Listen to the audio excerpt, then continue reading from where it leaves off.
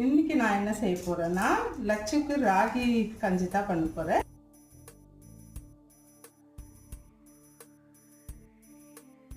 வந்து இப்ப அரைச்சாச்சு. இப்ப இந்த சக்கெல்லாம் எடுத்துட்டு வெறும் அந்த இது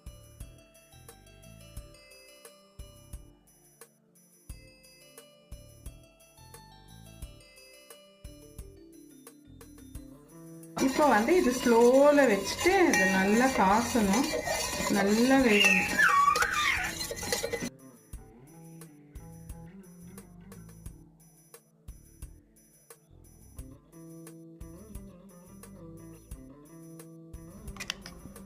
வச்சு